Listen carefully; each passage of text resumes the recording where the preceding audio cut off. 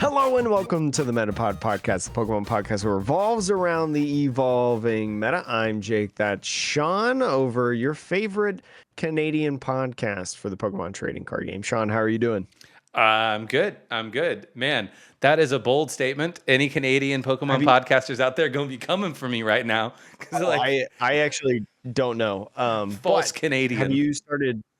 Have you started putting like syrup on everything, or No. what's some other typical things? Poutine. So I have had Poutine? some. Yeah. Do you know what poutine is?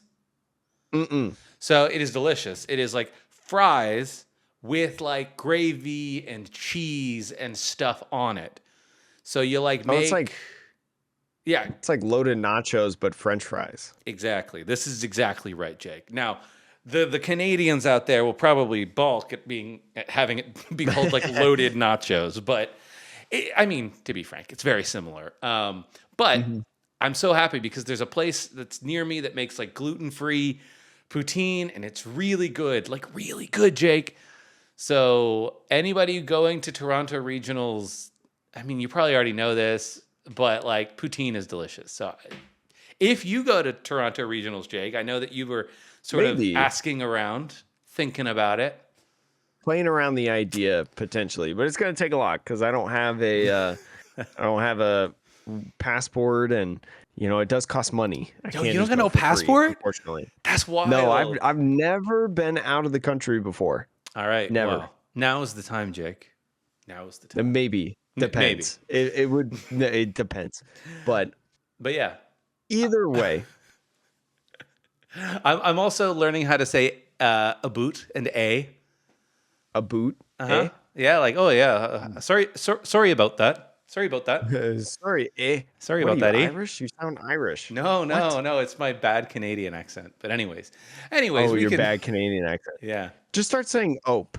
Ope. That's my favorite word. But anyways, we've got a lot of stuff to talk about with you today. There's some big news that's been going on in the Pokemon trading card world. I'm not sure if I want to say Pokemon trading card game world, but the Pokemon cards that you can trade world. Yes, the Pokemon card universe. But first, we do have some stuff for the Pokemon trading card game. Supercharged Breaker just got revealed through Japan in their, I think it was called Champions League. They're like kind of regional championship system that goes on. We knew Supercharged Breaker was a future set, but a lot of stuff got revealed through Supercharged Breaker. And there's actually one card that's really making some noise, especially on social media. Sean, it is Pikachu EX. Can you tell us a little about that card? Bruh, this card is dope. It is a basic Pokemon, because that's what Pikachu is. Lightning type, 200 HP. It is a Terra type Pokemon, but it's also like that vibe of like the Stellars, right? So it like kind of fits into those new Stellars. Stellar like Terra. Yep. Yeah. And I will say, like, this Pikachu looks so cool. Like in terms of this type of art treatment, like so like not like the full art, but like that sort of cracked ice background style full art. I really dig this one. Pikachu looks super cute. You say you haven't like pulled Stellar Crown stuff, right? I haven't opened any Stellar Crown packs, no. So I've opened Stellar Crown, like a booster box at a pre-release, of stuff. I've pulled a regular EX, right? A regular Stellar Terra EX. I pulled a regular one of those. Looks absolutely gorgeous. Love the card. I've also pulled one of these full arts of the Stellar Terra types of these Pokemon cards. And you're right, talking about the background stuff. These are gorgeous. Like, I love these cards, actually. I kept, like, usually I'd, like, sell some of the hits to get minimum rarity stuff or whatever and try to trade playables. But the two Cinderace EXs I pulled, the full arts, I've been keeping them. Yeah. No, these are, like, and the Pikachu, I think, is going to be really good. It's going to, it just looks so cool. He's got, like, a little party crown, Jake. It's amazing. Yeah, he's just got a little hat. But But Sean, anyways, he's a lightning type 200 HP. The things that matter to gamers. mhm, He has an ability, Tenacious Heart. If this Pokemon has full HP and is knocked out by an attack, important details, it isn't knocked out. JK, not knocked out. And its remaining HP becomes 10 instead. So this is basically survival brace on an ability. what it's like focus sash. Yeah. I'm pretty sure there's a Dawn fan that had this ability, or at least was a deck alongside the Life Dew or something like Yep. that, or you focus sash Oh yeah. as well. It also has an attack, grass, lightning, and metal. Topaz Bolt, 300 damage, discard 3 energy from this Pokemon. So Sean, not only does it have the focus sash as an ability specifically for an attack, right? Mhm. You mentioned by an attack having full HP. It's not as easy as you would think. You're going to have to do some Halucha Pink, some Dragapult spread, things like that to knock it out, but also things like poison would be able to knock this Pokemon out, right? Knocked Yeah. out by an attack is not the same as knocked out during the checkup phase in reference to poison and stuff. But as a card itself, this is a really good card. Oh yeah. I mean, look, 300 damage is no joke. And look, Mhm. these types of Pokemon, they have 3 weird energy types, right? But like, I don't exactly know what the deck for this looks like, but we have cards like The Crispin. ride on. Well, yeah, I mean, you have Miraidon that can just pull this straight out the deck. I don't know if you play Electric Generator in this deck, only because I don't know how many electric energies you can run versus your metals and your grass type energies. That said, there's a lot of other ways to, like, on an item card, get an energy onto it, right? Like if you're playing a Terrapagos in the deck as well, you can Glass Trumpet and then Energy Switch.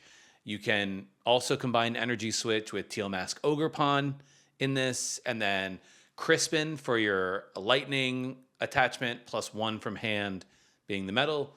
So I think it's pretty easy to get this thing powered up in a single turn, relatively. And, we were talking about, 300 damage is a ton of damage.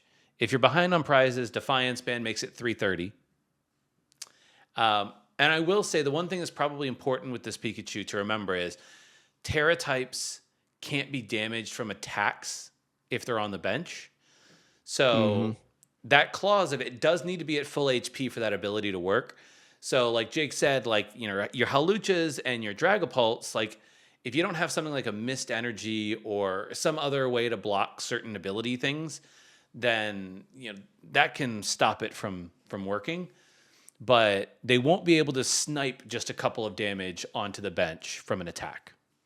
Just an Yeah, like important note. Greninja, Moonlight Shuriken will not hit this. I Right. will say though, I think this card is better as like a tech card, basically. Mm, Right? Think about all the different decks that we've showcased here on the Metapod. Like last week, Pikachu compared to Terrapagos, right? Pikachu cannot get one hit KO'd like Terrapagos can, right? Because Terrapagos, it's more HP, right? 230, but it can get one hit KO'd. Whereas Pikachu, you got to do a little bit more combo wombos in order to be able to do that.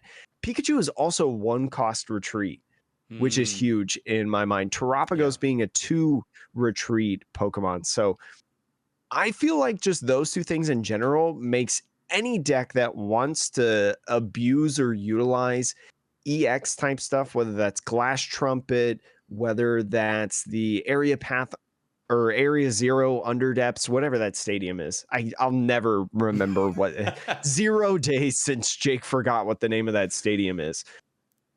But like those kinds of strategies, they now officially have this new card. And I'm pretty sure there's also a card, if you watched from the championships from Paradise Dragona, There's another really great card in here, Latias EX. It's not in this, Sean. I've Okay, kind okay. of sprung this on you a little bit. The Latias EX though has an ability that makes basic Pokemon have no retreat cost. Oh, Right. that's So really you useful. talk about so you talk about a lot of these decks, it makes it so easy. And I mean Terapagos kind of works with that too, right? Yeah.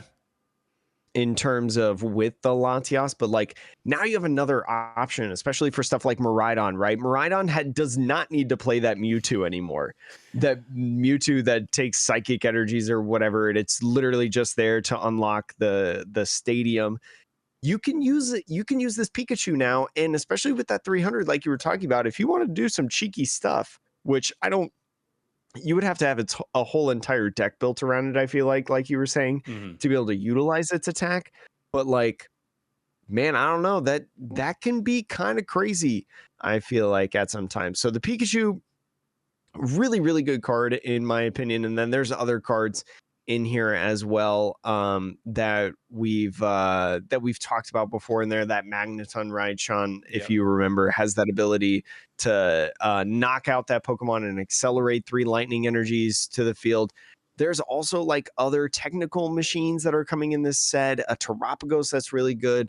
Some really great cards, I feel like, that we'll talk about more in the set list when Surging Sparks comes, because we always do the set lists and stuff. But Surging Sparks looks like it's going to be a crazy crazy set in my opinion. Yeah. And I will say too, like, you're gonna get a Pikachu in the set. People love collecting Pikachu. Mhm. You're gonna get Latias and Latios in the set as well, which are like In Surging pretty. Sparks, yeah, yeah. Yeah, well, yeah. When our set comes out, right? Like, Mhm. I think they're gonna be like I'm like thinking back to like the last set or two that we've gotten, and it's they've been nice sets, but I feel like most of the Pokemon in those sets have focused on like the new stuff, like really Mhm. new style Pokemon, like with the exception of like Greninja EX, which had a really good card. Um, it just feels like we're getting a lot of fan favorites in this winter, fall, whatever set that we're getting. So I think it'll be pretty popular, but I think it'll be crazy. It'll be cool. And I'm ready to see Dex utilize it. Pikachu getting more limelight after what was it? Winning OCIC, Azul winning it, Flying Pikachu, I mean VMAX. it won Worlds, right? Oh Flying yeah, it Pikachu also won VMAX and Worlds. That's right. Arceus V Yeah, it Star. did. It did. Yes. We might be. It might be time for a reunion, Jake. Arceus V Star and Pikachu EX. I'm just saying, you get to accelerate 3 energy when it attacks. What? No, you can only Oh, accelerate to to Pokemon V's. V. Ah, Yeah, dang. Never that's right. mind. I was so What? wrong. The V Star power on Arceus, which I can't remember the Yeah. name of, even though I've said it many times. Starbirth. Starbirth. Yeah. Yeah, Starbirth. That's nothing to slouch at. So No, no, who it's true. knows? We've seen crazier cards combined with Arceus V Star. I feel like Gyarados VMAX being the one that I think of. But Jake, we were talking about Surging Sparks, which will definitely be competing for your wallets in November. But you know what else will be Mhm. competing for your wallet in November, Jake? Pokemon The TCG big news Pocket. this week. The big Yeah, news. the whole title, thumbnail, everything for this video. Yep. We have a lot more details, and I mean a lot, about Pokemon TCG Pocket. We have release date, early release date, a deeper look at the cards, mechanics, and that's basically what the rest of this podcast is going to be talking about, is all of the mechanics, how the app works, what you can do in it, and also how much money the Pokemon Company is looking to get out of your wallet with this Oh app. yeah. So, Jake, give us a quick little breakdown. For those who don't remember the announcement of Pokemon TCG Pocket, what's a quick little breakdown of like what even we're talking about? Pokemon TCG Pocket is an upcoming mobile game, basically, something that you prioritize on your phone. And let me tell you, Pokemon TCG Pocket is nothing like you've really seen with the Pokemon trading card game, right? I think the biggest thing that you should think about when we're talking about in this conversation is completely remove it from the conversation of the Pokemon trading card game. right? That's why at the beginning of the podcast, I was like, well, I don't know if it's like card game news because it's way different, right? It is mostly, and I say mostly, and by mostly, I mean like 99% of it, I feel like, is a collecting app, right? It is for all you people that played PTCGO, right? That maybe play PTCGL right now, and all you do is just input your codes on the app and open up stuff. This is going to be your gateway, right? This is going to be your entry to card collecting in general. There's unique cards in there, cards that have never been printed in real life. In this, illustrations that are unique and also kind of stories, right? There are some cards that you can like go into an animated story from your phone, kind of open up the world of the artwork on there. And so it's going to be like that, and there's going to be paid editions on there as well. So like we'll talk about kind of the pricing model later, but you can pay real money to be able to get more packs, get more currency, I believe, and stuff of the sort. And these packs and stuff that you can get in there, they have different rarities in there, and there's a whole slew of different numbers for rarity stuff. And you can, I think you can do stuff with friends, and Hmm. trading will be available potentially in the future, but not at launch. So right now it's just Pokemon card game, no Pokemon trading card game. Uh, Yeah. but um, it's gonna be huge for collecting. It's gonna be one of those things that like you can only spend specific amount of money per day. You can only open a specific amount of packs per day. So it's very much like Pokemon Masters for anyone who plays some other Pokemon games and stuff. It's going to be very similar to Pokemon Masters, where you eventually run out of things to do in a day if you Mm, get to that point. So it's going to yeah. be cool. There's going to be like a battle pass and stuff like that. Battle pass. I don't know whether to call it a battle pass or not, but that's the easiest way to convey both free and premium that you can do on there as well to get extra rewards, and some unique cards come during certain periods and battle passes and stuff. But So, maybe I'll save my opinion until the very end. yeah, well, I mean, look, there's a lot of details to go through here. That was just a brief overview, but um, Brief, that was probably too long. I mean, I think we'll start off by I'll actually pull up just the trailer, so that we Hmm. can like you can anyone who's watching on YouTube can sort of see what the reference imagery and video is while we discuss it. But net, the way that the app is going to launch. First off, it's launching in New Zealand first on September 26th. And then it will be launching on October 30th in like the rest of the world or in like a variety of other countries. So, I think most likely the vast majority of people listening will probably be downloading it on October 30th. um, Hmm. Now, like, I think people sometimes like change their region in Apple in order to like get access to things earlier. To that end, I would almost say like, unless you're like a hardcore content creator, I personally wouldn't bother because I don't know. I don't know what features are going to be missing at launch. I don't know, like, because it is a soft launch, right? So it is launching, but I wouldn't risk getting your account flagged or whatever for being in the wrong region, basically. Yeah, it's Yeah. probably way too much, and most of us probably use our mobile phones as well, and you probably don't want to mess up your like own cellular device to just for this. It's an interesting app, but it's Yeah. it's not that interesting. But I mean, net, there's going to be one set when the thing launches called Genetic Apex. Mhm. And that set will contain a little over 200 cards. So, pretty beefy digital set. Um, Most of those cards, I would say, are going to be what you could probably define as like common to uncommon rarity. Nothing like super crazy looking. It'll look a lot like the normal commons and uncommons you pull, similar borders and everything. But in the set, there will be EXs that you can pull, which are a higher rarity. That's harder to pull. And then there will also be, as Jake was alluding to, really fancy versions of cards, right? Those might be like really amazing illustration rares, but the illustrations are fairly static. They could be illustration rares that you get to go into the scene. And the thing that was just revealed like a day or two ago was there's a final rare tier called Crown Rares, which there's no imagery for at the time that we're recording this, but they're like gold illustration rare cards or whatever. Like, I don't know. It's hard to say, but those are like extremely hard to pull, blah, blah, blah.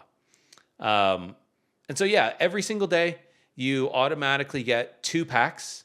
So the way that this app works, to Jake's point of like a collecting app, it's all on a cooldown, right? So think about some of the like, it's not really an idle game, but you know, like some of those games that you have, Jake, where you're not really meant to, it's not really a competitive game. You get to play it, and then they try to incentivize you spending money by putting progress behind a cooldown bar. Farmville, the Right. classic example. So for this one, the cooldown bar is entirely associated with opening a pack. So you get a pack every 12 hours, and the way that they start incentivizing you to spend money is if you pay $10 a month, then you will get a cooldown bar of just 8 hours instead of 12, which allows you to open 3 packs in a day. And from what we've also been told, Jake, you can't just like ignore the app for like a week and then come back and have like 21 packs to open. Yes. There's a maximum of 3 packs that are in your account at a time. So once you've reached that 3 packs or 2, if you don't have the pass, it just stays at 2, right? So you are heavily incentivized to like log into the app once every 8 to 12 hours to at least open 1 pack so that the cooldown bar is constantly like generating a pack for you to get the most value. I mean, right off the top there, Jake, if there's a lot more to this app, but off the top, just that system right there, how are you feeling about this like cooldown mechanic and like the $10 a month and you can't stack packs basically? So I like the model of, having like limitations of, not only how much you can bulk up, but then also like how much you can open in a day. Because a lot of times, like, I'll use the example of Pokemon Masters. Like when I log into Pokemon Masters, right, and it's been 2 months, I have probably missed out on a character, right, that I cannot get ever again. And I'm going to fully miss out on that character or something for the most part. And this is like relatively the same, right? We were kind of talking about, I kind of mentioned like Battle Pass and missing some stuff. Like the cards will rotate and they will have new sets that come out. I don't know the frequency of it. We do know that it's not going to be aligned with like the TCG like schedule.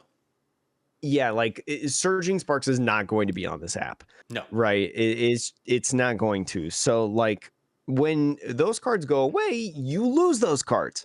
Right. You'll never be able to get those cards, or you'll have a much more difficult time to get those cards. So I do like the idea of doing it every day.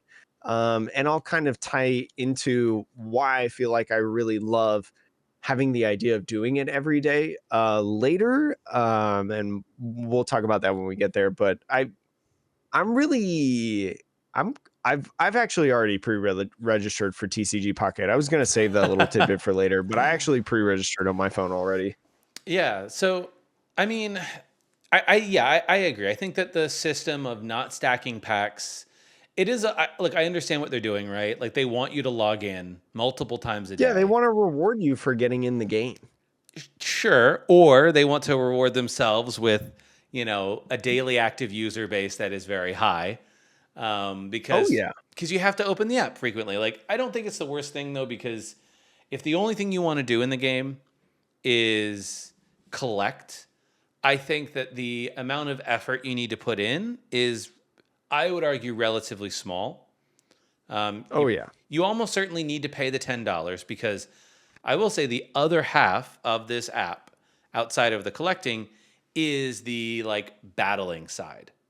So This Oh, app, I wouldn't even say the other half of it. I feel like it's like 90 to 10, real, if because anything. from what I read and heard, like half of the app is battling. Uh, Because I don't know. I the mean, reason being, it's like features wise, like if you're spending any amount of time in the app, from what I understand, like it's a lot of battling because maybe, I guess. you have to battle in order to earn a lot of the promos. I guess so. I was just thinking battling more like the battles are so quick. And we could talk more Sure. about the specifics of the battles later because there is a lot of information about the battles, but the battles are incredibly quick. And is there an auto battler? There is there is an auto bat. So Yeah, so yeah. even then, like it's not even that like it's not that much in Well, my eyes. I When you mean, have an auto battler, I feel like it's not that much. But the reason I say it's a big part of it is because the premium pass, the other thing that it gets you access to are premium missions or whatever they want to be called, Mhm. right? So this isn't like a battle pass where like the more you win, the more you like level up your battle pass. It unlocks the ability to have all of these missions every day, every week, whatever. And then what's locked behind those missions are often going to be promo cards. So it may be the same card that you pull in the set, but with a different art. And to be frank, I'm like, as you know, this app largely is about collecting. So who would get this and then not pay the $10 in order to get the alternate art promo versions of things? I mean, I'm sure kids, but like anybody that has any amount of disposable income, I think that's going to get involved in this. You're probably going to pay the $10 because like I don't want to have a collection that doesn't have all of the promos. I just feel silly. So, Mhm. but yeah, so there's that battling mechanic where you can battle an AI, go on these missions, but you can also battle other people online that are in a friends list or that are randomly paired, right? I will say that there is no ranked battling system. Um, that was sort of a big point that like, people were like, is there going to be ranked system or not?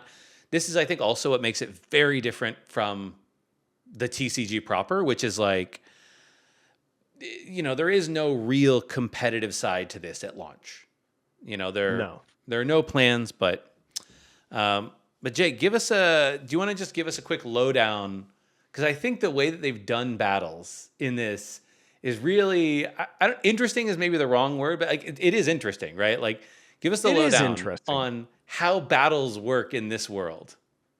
It is completely different in terms of the game. The rules are insanely different. They are 20 card decks, right? Only 2-0.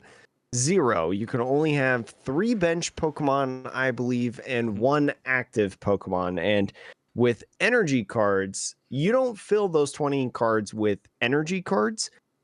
Energies are like put off to the side based on what kind of Pokemon you have. They give you energies based off that, right? So if I have a Yeah. Charizard and a Pikachu in my deck that is fire and lightning, I will have a side not necessarily sideboard, a side pool of energies that is lightning and fire energies. And I think you could correct me if I'm wrong, but I think every turn that your Pokemon's on a field, it gets an energy Yeah. on those turns, something along those lines. Like the attachments are way different. Like item cards, tool cards, trainer cards are way different. And if you look at a lot of the cards on like the promos that you see, whether that's from this episode, on YouTube or Spotify, or when you see a lot of these images, the cards suck. Like they're like attacking wise, strategy wise, they suck. But for the game itself, for Pokemon TCG Pocket and what the game is trying to do, right? It's trying to create fast, quick games. They're fine for that.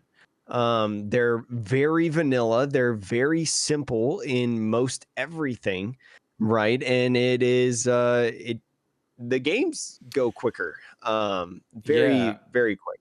Yeah, I mean, so you're absolutely right about the energy. I'm not sure if every Pokemon on the field gets one energy every turn or if one energy gets randomly added to the pool based on I don't know the details of that, but it is kind of like Hearthstone in that the amount of energy you have access to is really on a turn base, right? Mhm. So that's if anybody played Hearthstone, it's kind of like that.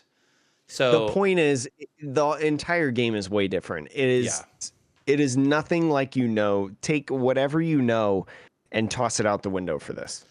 I will say, did you ever play the like My First Battle? Did you ever see those I My have First not Battle decks? actually.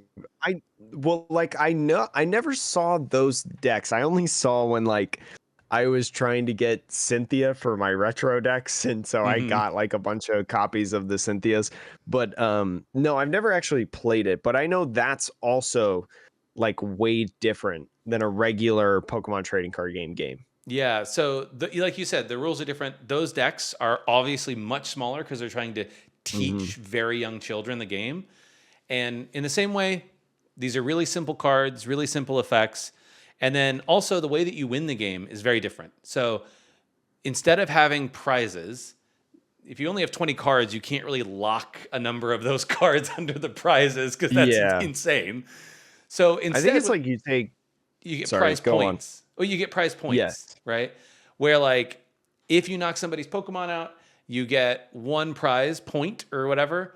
But if that Pokemon is an EX, you get 2 prize points. So first one to 3 wins. Pretty simple. Yeah. Just knock out 2 to 3 of your opponent's Pokemon. The game is over. Everything else, it seems like works the same though. Like evolving works the same. You do have trainers and supporters. I think Hmm. mechanically they'll like work the same from a rules perspective. It's just they'll be worded different. They'll have different effects because discard your hand and draw 7 would just not work in this type of game with a 20 card deck. So, you know, I will say I think your maximum hand size is 10 cards though. I did read that. So that is a little different. But Hmm. if you have half your deck in your hand, like what are you doing? Um, but yeah, so net, um, I don't know. It's an interesting battling system, but when I thought about this battling system and the pack mechanics, the first thing that comes to my mind is, do you have any friends or do you yourself, Jake, play these very simple mobile games that are like Candy Crush, like match 3 games? Yeah, yeah, yeah.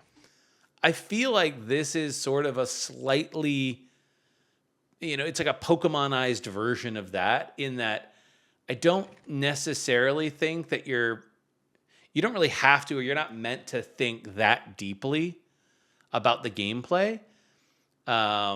You're like meant to think just enough for it to be a fun mobile experience and that Hmm. the goal is to log in and like you can sort of grind through some of these missions and matches in order to earn points to unlock stuff basically. um, I don't know, that's kind of how it's in my mind, like the rationale behind it. Would you consider this at all to something like Marvel's Snap? Have you played Marvel's Snap? I haven't played it, but I know that people like asked about it, like the similarities. So Yeah, because I know like Marvel Snap is in the same of like it's very quick games and it's pretty simple to like learn and do. I've never played it myself, but this is all just secondhand from what I've heard. But I mean, it might actually be pretty similar to Marvel Snap in a lot of ways. Maybe the Pokemon Company sort of got the inspiration for like a fast-paced battler game, and Mhm. said, "Well, we already have cards, we already have IP. Why don't we just make a version of that for ourselves and then go make some money?" So Mhm. that very well could have been what went through their mind. Um, Jake, do you want to get into now the economy of this app? So Like, the economy, that's the you're talking about like currency and stuff like that, yeah, right? the currencies, how much things might cost, like what like can you give us a rundown on like how this is all supposed to work? And if you're missing any information, So I can, yeah. so for the packs that you get daily, right, that you were kind of talking about earlier that kind of sit in your bank, right? Pack hourglasses are what or pack hourglasses kind of help out that timer, right? If you use pack hourglasses, which is a currency that you can get in the game, it can reduce the pack opening timer, right? It's reported on PokeBeach that it is 1 hour. So, for example, that they show in like the gameplay and the stuff that they gave to the content creators, stuff like that, you'll be able to open up if you use 12, I'm sorry, for example, you'll be able to open up another pack right away in terms of, skipping past the entire timer to get into it. So getting pack hourglasses come in different ways with levels, missions, rewards, stuff like that. And then there's also Pokegold. Pokegold is stuff that you can actually purchase with real money, right? And Pokegold reduces pack opening timer as well. You can use a bunch to just open up a pack right away. Let's see, you have a limit on how much you can do. So this is kind of what I was talking about in the overview, where you can only spend so much money on this app per day, right? 5 Pokegold costs $1, 15 costs about $3, 50 Pokegold costs $10, and 500 costs $100. You can only spend $150 a day, basically, or you can't use more than 720 Pokegold per day, which is equivalent to $150. It can also help you buy accessories in the game. Well, And that's all for the Pokegold, basically, I think, right? yeah. So I think I don't know if you mentioned this, but like in terms of the Pokegold, it's basically $1 per pack. The people who did Mhm. the preview Math. events, yeah, the math and the preview events are basically like, think of it like $1 per pack if you want to just open it right away, right? Um, I will say then that the premium pass is a pretty good deal because it's $10 for a month and it gets you one extra pack a day. So effectively, the premium pass gets you a pack at like 33 cents a pack. So Mhm. you do get a heavily discounted rate with the premium pass, and you also get access to all these missions and things that you won't be able to get with Pokegold. Um, I will say the other aspect, though, the other two currencies that are in the game is there was a thing called Poke Points, or no, not Poke The Pack pack Points. points? Yeah, Yeah. pack points are the big one. This is what I would consider to be the huge part of the currencies. So pack points are something that you get for every booster pack you open. Um, I think one of the people that I was listening to referred to it as the pity system. So Mhm. most digital card games have a pity system implemented. And what Most that gotcha games. Yes, exactly. So basically, for those of you who don't know, that is a system where if you're trying to pull something specific or something of high rarity, you have to open a lot of packs. Like the pull rates for the highest end stuff in this system are like crazy hard to pull. Um, but it's like, hey, if you spend enough money, we'll let you just get what you want. And that's what these pack Yeah. points are. So you earn 10 for every pack you open. And there's like a little chart here that tells you like how much you have to spend for each rarity type.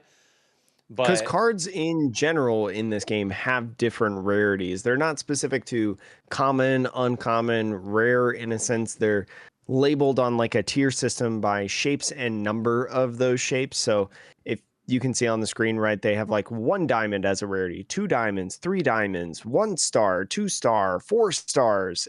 And then there's gold full arts that you were talking about, the crown yeah. rares. So it goes from 35 points for the lowest rarity. So think of that like if you've opened 3.5 packs, if that's $3.50 that you maybe spent, $3.50 is what they're saying the pity prize that you get.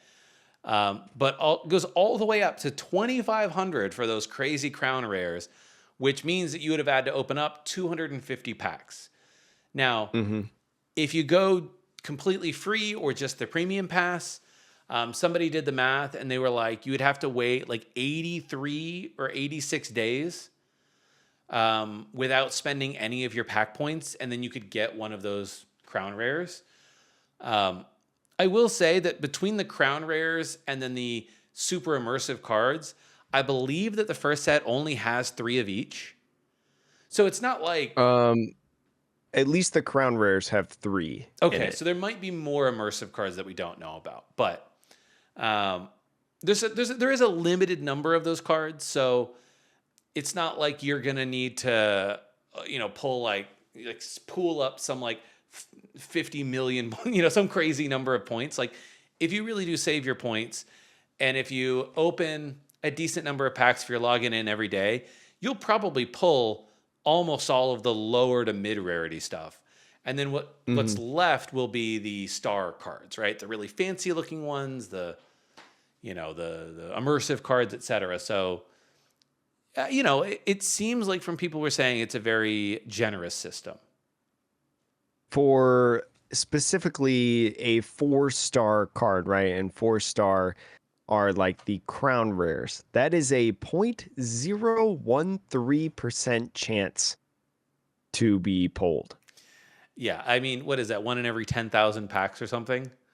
Yeah, so good luck. Yeah, I don't. I mean, look, you might open one, but it's not Maybe. likely. Maybe, If I do, I'll post it in the Discord. The official Metapod Podcast Discord, which you can find in the description below or the show notes. But I think the last piece of currency is something called shine dust. So Mhm. uh, this is a currency that you can earn when I think you probably earn it a bit when you like do missions, but also if you pull duplicates of cards, which you will in these packs, then instead of giving you either pack points or gold, they give you this third currency called shine dust. And I almost think of these like, well, in Marvel Snap, they have it as a way to like boost up your cosmetics, right? You can use Mhm. shine dust to make your Pokemon cards sparkle in different ways. I think you can also It's like giving maybe them like custom hollow patterns almost. yeah, exactly. And then you may be able to use shine dust on other cosmetic items in the game that aren't just on the cards, like coins or playmat things or whatever. So I think shine dust is going to be one of those things where like it will make the experience of doing the battling system feel more premium and distinct and unique just to you because you get to customize it. Mhm. So that'll be cool. But I will say, look, I don't play a lot of mobile games, Jake, but 3 completely different currency systems just like it makes my head hurt. 'Cause I'm Well, just the thing is I think the 3 different currency systems are unique in a sense, right? You have the currency system, which lets you customize the cards that you have, right? Your shine dust. You have the currency system, the pity stuff, the pity, right? When you've opened a ton and you haven't gotten the exact card that you've wanted, you can convert it to another one. That is a completely separate system, right? That does not touch the other one. And then you have the like Poke Gold, which is spending the IRL money, right? That's the only thing that you can spend IRL money on. I believe and the premium that's pass.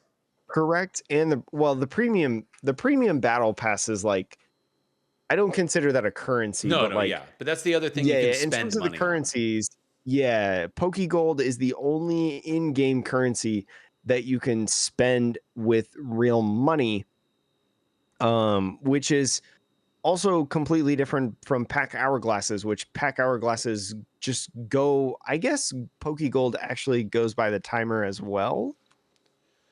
Well, Uh, the Poke Gold, they have a limit on how much you can buy, but basically, if you're spending $150 a day, I mean, it's a lot.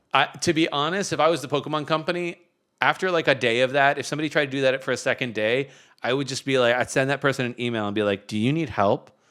Is everything okay?" Because that's too much money to be spending on. I'm not going to tell somebody what to do, but that's a lot.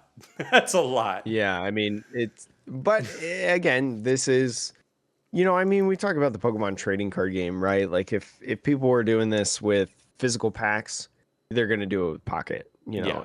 It's one of those things. But um Yeah, I don't necessarily have a problem with all of the currencies because I feel like they all kind of do their like own thing in a sense. I feel like once, and I have no idea because I have not tested, I have not played, I have not demoed, Pocket at all. But I it has one of those feelings that once you get into it, it'll be pretty like simple and you won't really think about it too much. I feel Yeah. like, but You might be right. um It might be more complicated to say it out loud than it is to actually just use it in the game.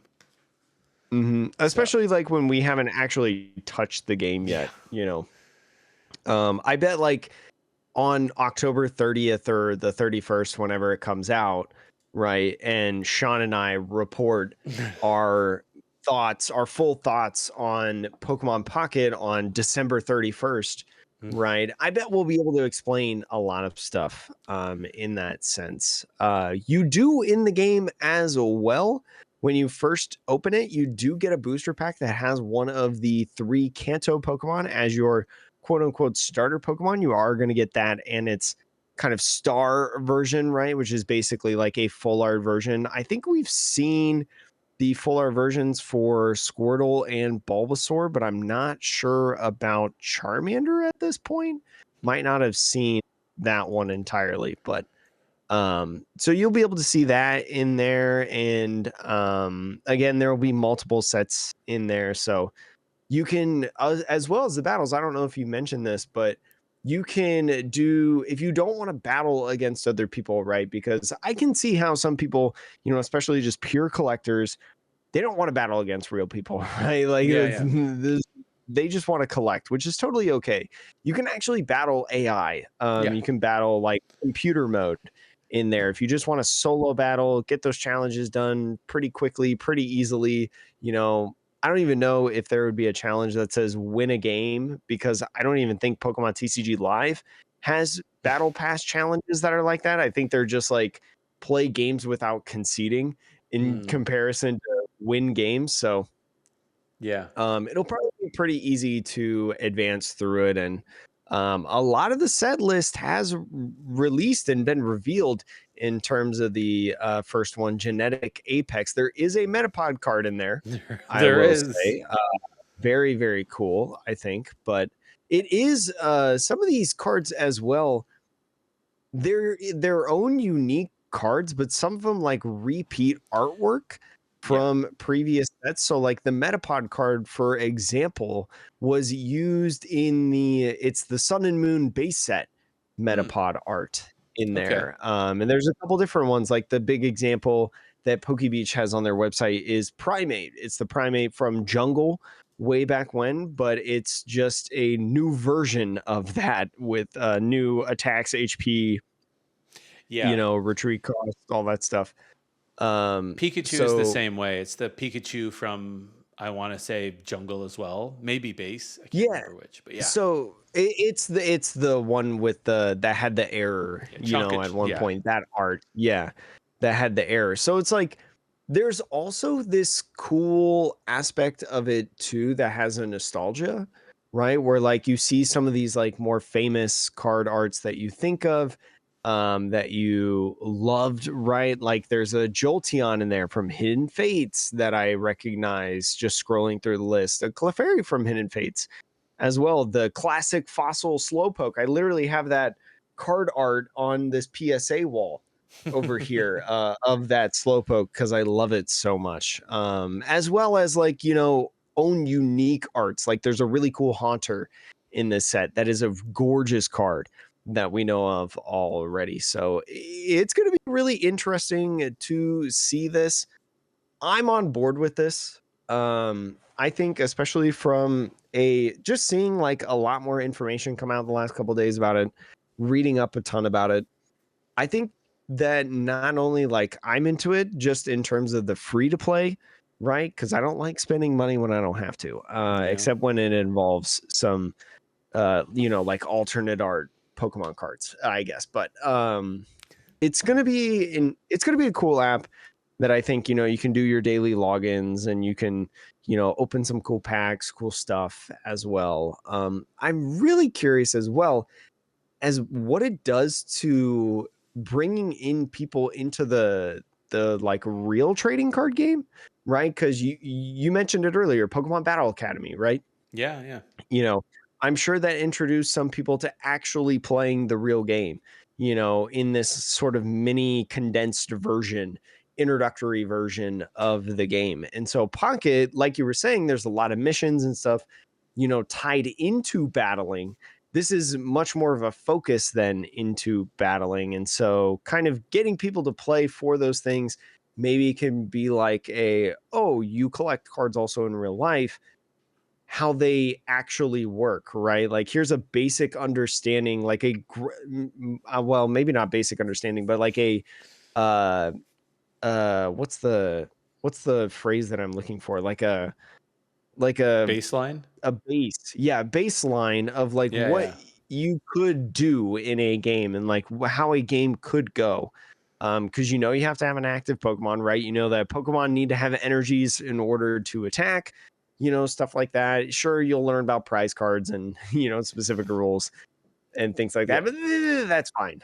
60 cards is a little bit more, but I think it's going to be really interesting to see the effect of like 6 months into Pokemon Pocket of how many more people maybe start showing up to locals, or get into locals saying like, oh, I, was playing on Pokemon TCG Pocket. I'd be really curious. And I'm really, like, I'm in the Las Vegas Pokemon Discord server, and Hmm. I'm really curious on like if Pocket is going to bring in like a flow of people in there, because Hmm. I'm sure there's a channel in there about Pokemon Pocket, or will be a channel about Pokemon Pocket. And the cool poll section of our Discord server, right, the Metapod Discord server, Yeah. people posting about the cool immersive cards that they get on the I'm going to be doing that, what the heck. So it's like, I don't know, I think it's going to be really interesting. I'm kind of excited for it. And hopefully the money that they spend in here trickles into Pokemon TCG Live, please. Yeah, I mean, yeah, I will say, like, I don't know. I don't know what the effect of this will be on the trading card game proper, right? I don't Mhm. think that I'm not worried about the trading card game proper and like whether or not this is No. going to be. They've said explicitly they're two completely different things. I think printing Yeah, and cards, yeah, you should treat it as two completely yeah, different things. and I think also trading cards make the Pokemon company so much money that they would never want to jeopardize that, right? Like, it's great to make extra money on people on their phones, and that's wonderful, but like, the trading cards make crazy money. So Mhm. I'm not worried about that. I do wonder though, because I'm like, the TCG Pocket app makes me think to myself, if people are generally interested in Pokemon, because I don't know how many people are going to go into Pokemon from this thing that aren't already mildly interested in Pokemon. Yeah. And I if mean, you're think about my partner was watching a video the other day of one of her favorite YouTubers, and it has nothing to do with Pokemon. It's literally, what is it, the Try Guys, I think. She's got her headphones on, okay, can't hear yeah, me. yeah. Where he's like eating all these foods from Cheesecake Factory or something. And in the middle of it, he just opens up a Pokemon pack. Well, Like see, there are so many people that could be introduced into this. well, but I guess that was my point, right? It's like people are pretty familiar with Pokemon, with trading cards, Yeah. especially since the 2020, the COVID era boom of all of that.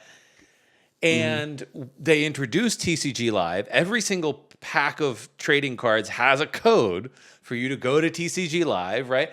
I started to get to the point where I'm like, okay, it's not that more entry points are a bad thing, but I'm almost like, what new market would this capture for the trading card game that wouldn't have already been captured by the five other, you know, introductory points, right? Like, I'm I sure there are think like some, what I but think what they've like realized, and this is totally a guess, this is a tinfoil hat theory, and I think I've said this on the podcast before, but there is a section of people on Pokemon TCGO, what it was, yeah. and Pokemon TCG Live that were purely there to collect, Hmm. right? If on Live, for example, right, they do the You've seen the deck on PTCGO or PTCG Live where they're just evolving metal Pokemon, right? They have no energy. Their supporters are just to evolve Pokemon, and they're literally just there to evolve 10 Pokemon To to get the be able to reward. complete their challenge. Yeah, Yeah, to that's literally true. just get their reward. And so I think the section of people that just do that in Pokemon TCGO, what it was, and also Pokemon TCG Live is a large enough Oh population yeah. that they were just like, what if we made this other thing, right, to create this? And be like, okay, let's get these people over here instead, because now the focus is purely on collecting, which is what this segment of people wants to do. And this is probably the segment of people that we can actually make money off of as well. Yeah. Um, I mean, I think you're so absolutely right. that's what I think. I think there are people that maybe TCG, like a digital interface to collect cards, like TCG Live, is too intimidating. And I know this sounds weird to Yeah. say, but like I totally agree that like saying, "Hey, you want to collect the cards digitally? Learn to play the entirety of this like collectible card Build game." a 60 card deck. Yeah, no. I Play a totally ranked ladder. I Like, totally agree that like there is plenty of people who are not interested in that. But for me, like the question was, will TCG Pocket find a new audience that might be interested in the competitive card game? And I'm like, maybe, oh, but I don't think that that's going to be as much of a thing because I think there's just been so much exposure of it over the last 4 years that I'm just kind of like, anybody who's collected the physical cards in any capacity, like, or seen any people collect them, like, they kind of have had the chance. I mhm. don't feel like it's going to have as much crossover as maybe TCG Live or the card collecting boom had. So that's my gut. I think you'll do the opposite, actually, not in a bad way, but I think you'll give people who just want a collecting outlet a much better place that's like far less intimidating to do that. Yeah, it's just like, I don't know. I mean, like, I feel like it's going to get a flow of people because, like you said, we've seen a boom, and that's just from Pokemon TCG Live advertising, which is awful. Think about when we get a cool client, right? Like Pokemon Pocket. I'm ready to say that Pokemon Pocket is a cool client, Yeah, it right? I is. think It it's a is. cool thing, and I think it's going to be really fun, and I think I'm actually going to enjoy it. As much as it is salt to the wound for me sometimes, thinking Because about it's a better how bad battling Pokemon client. TCG Live is. Yeah, Yeah, it's a better battling. Well, I guess maybe. we'll have We'll to see. see for sure, but um, yeah, I don't know. I just feel like there could be a pretty substantial. Well, no, I wouldn't say a substantial boom because I think we've had a substantial boom, and I don't think it would be as big as that.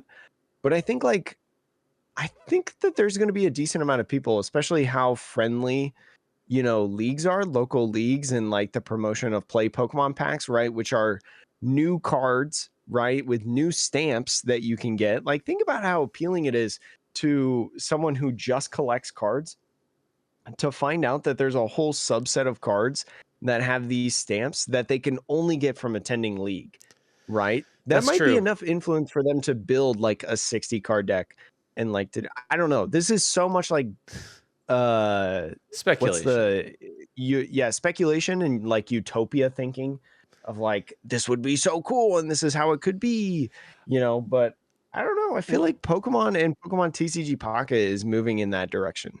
question for you then. Final question. You're gonna download it. You're gonna play it. I'll probably download it. I'll probably play it a little bit just because, like, I will say the card art is gorgeous. Like, if Yeah, you if it looks beautiful. if you admire Pokemon card art, there is no better experience in a digital landscape to interact with cards. This just will be the thing. Um, Yeah. will you spend money on this, Jake? I might buy the battle pass or with the premium pass or Yeah. something. Um that would be the most that I would do. That would be the most. And I feel like that's pretty safe to do, but also, I'll probably buy it in the first month. And then like on the first month, how do I feel about it after that? Did Yeah. I feel like it was worth it? Did I feel like it was not worth it? Because we know that there's a premium pass and we know that XYZ is going to come from this premium pass. We don't know how much of it. Like, I really like Pokemon TCG Live's Battle Pass because if you complete the Battle Pass, you get enough currency from the Battle Pass to get the next Battle Pass, right? And not Oh, have right. to do any extra grinding or whatever, Yeah. right? So and that's like the only thing that Pokemon TCG Live gets right. But if Pokemon TCG Pocket has a similar system to that, where I feel like what I'm getting out of it is worth it, I'm not saying that you would get it for free or whatever, but like if I feel like it's worth it, sure, I wouldn't mind, doing that. It. I mean, yeah. Yeah. I will say I'll be interested to see. I'm tempted to do the $10 a month because, like I said earlier, I do think that if you're gonna get into this at all, like you're either going to be so casual that you just drop the game entirely because Mm-hmm. the fact that packs don't stack up, and then I will also say new sets will eventually release in the future and old sets will probably go away. I do feel like there will be a point at which like the super casual people just sort of forget about it and say, it wasn't for me. But the people who play consistently, I feel like almost every single one of them will get a premium pass because Oh yeah. all of this stuff, like promos, are going to be locked behind these premium missions. And I'm like, well, what are Mm-hmm. you doing in this if you're not trying to catch them all, right? So Well, yeah, I mean, but it's I a could little also like ingenious. I could see myself. Sorry, I could see myself just playing this game for like the daily login and just doing the minimal, right? I need to spend 5 minutes on company time, just like logging in and opening up 2 packs, maybe doing a quick battle, right? I could see myself as someone, and I don't think it's unreasonable to play this completely for free. Yeah. I think that it's also going to be very popular among children, right? Because Yeah. at least on iPhone, if your child has an iPod or an iPad or something like that, like as a parent, you can have locks on like purchasing things through an Apple account, right? Yes. Pokey parents out there, make sure when you download this, you put that Yeah. the parental controls on. So like I think there's, especially younger people, I think there's a good amount of younger people that are just going to, be on there for the presence, but I think there's older people like us, that maybe have a full-time job or something, or has at least $10 of excess income a month to be able to utilize this. We'll probably take advantage for it at first. I bet the first month is huge for gross income, but Yeah. obviously there's a drop off because people get off the hype. People, forget about it. They don't renew their battle pass or premium pass. I probably shouldn't call it a battle pass, but I, that's just how my mind continues. I will say, if any of the Pokey parents are out there listening and are in the Discord, I'd be interested to know too. I know a lot of parents are like more averse to getting their kids physical Pokemon cards sometimes because A, they don't know what to buy their kids, which is fair. And then B, they're also like they don't want their kids to like have all of these physical products that they might destroy. Whereas like Mm-hmm. this is it's like, oh, okay, it's very controlled. It's on the phone. Your kid can't accidentally like trade away the really expensive stuff, most likely. And your kid can't accidentally break or like tear or destroy all of these like cards that they collect. So I'll be interested to know if parents are also more inclined to spend money on Pokemon Pocket versus the physical thing. Because also you don't have to store the Pokemon Pocket stuff, right? Like you don't have to buy I binders. feel like, I know it's and different. I this mean, is like just I a don't have guess because kids, I don't but have kids. yeah, Yeah, we don't have kids, so this is totally a guess. But I feel like people would be, because it's cheaper to buy a pack on Pocket than it yeah, is to buy on real life. And so if you're one of those people that like, every time you go to Walmart and you're with your kid, you're like, we're going to buy one pack of Pokemon cards, right? From Walmart because you're there. And it's kind of nice, it's a parenting thing that you do sometimes. So think about a game that is already giving your child free packs like daily. Yeah. And then now on top of that, well, first of all, daily, you don't have to buy packs Oh anymore no. for them because they just get it. But like spending one pack when you go to the grocery store, like every Sunday or every 2 weeks or whatever your, frequency is now like $4 cheaper every time, you know? So if I was a parent that had young children that were into Pokemon cards, but not from a playing perspective, but only Exactly. a collecting Or like perspective. playing light, like, not really playing Yeah, in any serious way.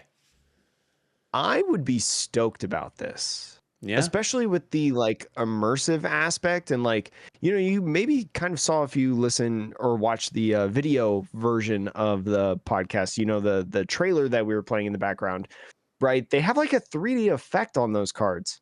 Yeah.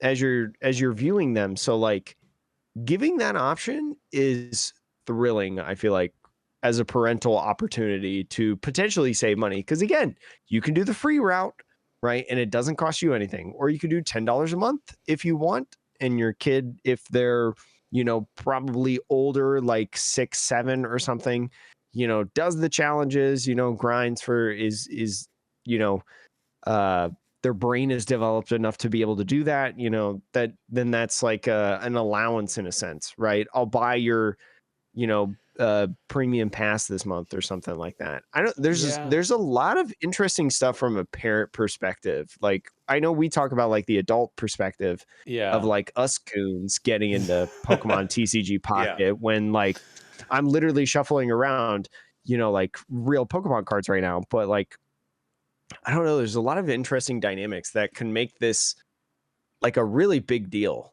Yeah, I maybe that's the one thing that I overlook with some of these things is, um, you know, th- things like Marvel Snap or Pokemon TCG Pocket or Roblox, like any of these, like that's what kids in 20 years will look back on nostalgia wise and be like, oh, I remember my Roblox collection, like all of my skins or whatever that I had in Roblox, or I'll look back. The kids will look back and say all the cards they had in Pokemon Pocket. Whereas we look back and it's the Yeah, I physical mean, think about cards. it's the same thing. Like Yeah. think about when COVID happened, how many texts you got of, "Oh, are my Pokemon cards worth anything? I wrote Yeah. my name on them in pen." So I don't know. It'll be interesting. Maybe this is the Pokemon Company correctly identifying that the kids today, not that they don't like physical cards, but like this is an interface that is much more accessible and exciting. So Yeah. fair enough. But that's Especially cuz cards is so vastly popular with so many people, whereas like maybe it wasn't like this, but when Pokemon trading cards first came out, right?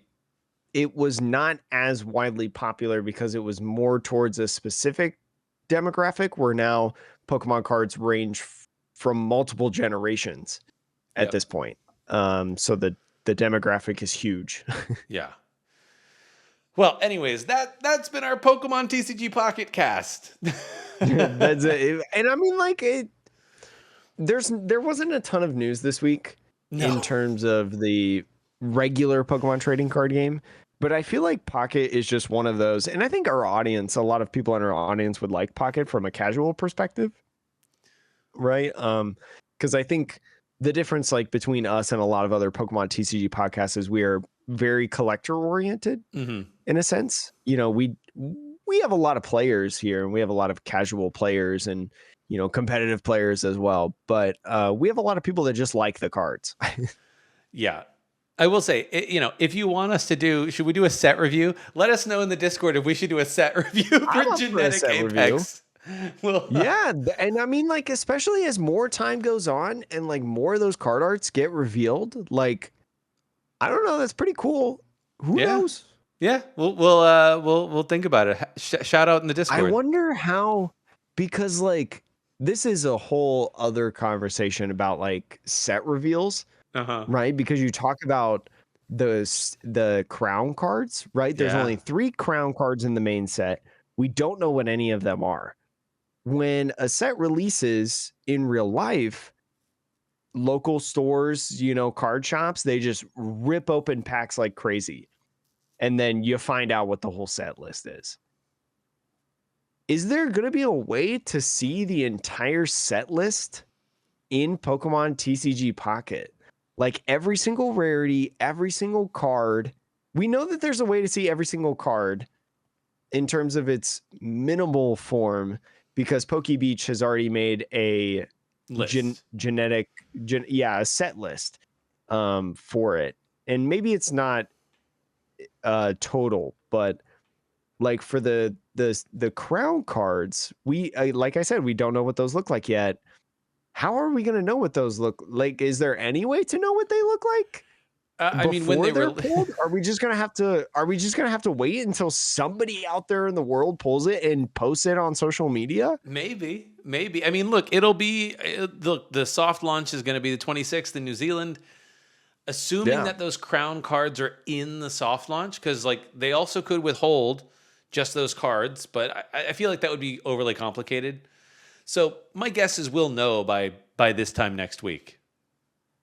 If anybody from the Pokemon Company, who maybe specifically works with Pokemon TCG Pocket, listens to this podcast, make sure to partner with creators to have special reveals of Pokemon TCG Pocket cards, especially when you talk about the big Pokemon TCG YouTubers out there and content creators, because I know, I think the Wasi has done card reveals for other card games. Yep. Maybe they've done some with Pokemon. I don't know. Pokemon doesn't tend to do that just because they have everything releases in Japan ahead of time. But he's done it for other card games, but they Magic should the Gathering do that for Pocket. Yeah. They should do that for Pocket because I bet that would be really cool. Yeah. I mean, they've already shown an interest in getting people in the Western world up to speed. So it's not one of those it releases in Japan first. It's actually just a global, generally a global release. Well, it releases in New Zealand first, then we have to wait a month. I mean, I will say, Jake, most apps, this is sort of developers probably know this, but lots of big tech companies tend to release soft launch apps in Australia or New Zealand several weeks in advance. I don't know why. I do not understand it, but it's a thing. Not smart enough to know. But either way, we'll give you the lowdown so you understand everything you need to know about these different things that happen in the Pokemon trading card game world. I got 2 play promo Bebe searches, by the way, Sean. Very nice. I wanted to show those off earlier, but I got caught in other topics that we were doing. Very cool cards. I played them in my 2010 deck. Nice. That I played at NAIC that one time. So very cool. Got them for super cheap on TCG Player, actually, to fill for free shipping. Oh, nice. Yeah. But anyways, that's all for the Pokemon Trading Card Game Podcast. I'm Jake. That's Sean. And we'll see you next week.